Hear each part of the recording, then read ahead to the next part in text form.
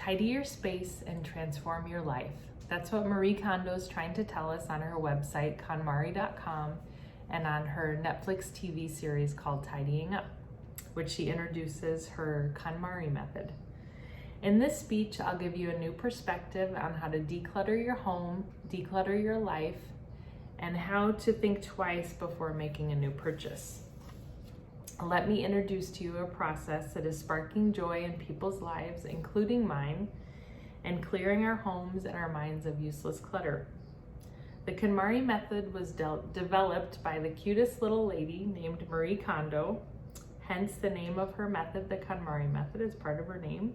Kondo remembers growing up, and she would search through different housekeeping magazines and different magazines that her mom had for new organizing methods that she could come up with. She also always remembers cleaning her brothers and sisters' rooms and helping keep them organized and tidy. Her system attempts to inspire you to tidy your home by category, not by room. So at the beginning of every one of her series that she recorded, the Tidying Up series, you see her enter the home, and she greets the space in a very quiet, spiritual way. She usually gets down on her knees and kind of prays and thanks the home for everything it's done for the families. She then instructs the family on how to begin the process of tidying up. And the first thing that she recommends that you do is you start with all of your clothes in your whole house. You go get all of your clothes and put them in piles. Put them on piles in beds, in the bedrooms, or wherever you can put piles of clothes. And then you start the process of going through every piece of clothing one by one. You hold it up and you touch it and you decide, does it spark joy? Do you feel anything with this piece of clothing? And if you do, you get to keep it.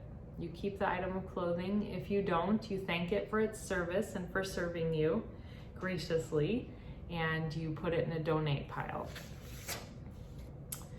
And it's a pretty simple process when you do it.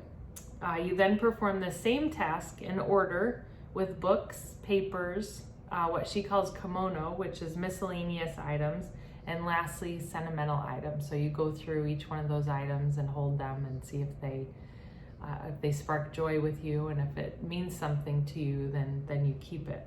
And you have to have a place for it. You always have a home for anything you're going to keep. So you only keep the items that speak to your heart, and discard the items that do not. And you thank them and you donate them. And if they're not in any shape to be donated, then you thank them and throw them away. And I personally did this with my own closet, and it was so liberating. It felt so good. It made me feel lighter. It made me feel productive. And it made me feel much more clear on how to tidy up the rest of my house and different areas of my home. I purged clothes that I kept in the hopes of wearing again for years, and I finally said goodbye to those and thanked them for taking care of me all those years. And if I didn't wear them for a year, then I decided that they needed to go. I needed to thank them and just say goodbye. So now when I go to my closet to pick out clothes, I only have, not as many items to choose from, and it feels much less stressful for me than to be going through clothes and trying to pick out something that maybe doesn't fit me anymore or doesn't serve me anymore. So it's much easier. So being physically and organized in your home can certainly make you more mentally organized in your mind and keep you on task of what needs to be done. I felt like when I cleaned out my closet, I finally decided to use this method, and I cleaned out my closet, and it made me feel like there was less clutter in my mind, and it made me take care of something that I'd been needing to. I needed to call a college counselor and go through what I needed for my nursing school, to apply to nursing school, and I felt like all of a sudden, okay, I can just do this, I can take care of it, and I did, and it didn't take long at all, and I got all of the information that I needed. And in my mind, cleaning out my closet and calling the college counselor was gonna take forever to take care of and get it done, and it took me a day to do both. So that was amazing and so simple to get that done. So that method really helped me, and it proved very successful. So another technique that Marie Kondo teaches is how to fold all of your laundry perfectly so it stands up in your dresser drawers about this thick, and you just stack them all together and they're standing up, which she says is easier to pick out and you can see it. This is an approach I have yet to master. I work on it when I fold laundry still, and I'm trying to accomplish that. I have a couple of drawers that I keep that way, and it really helps. It really helps keeping my mind clear and knowing what I have in there.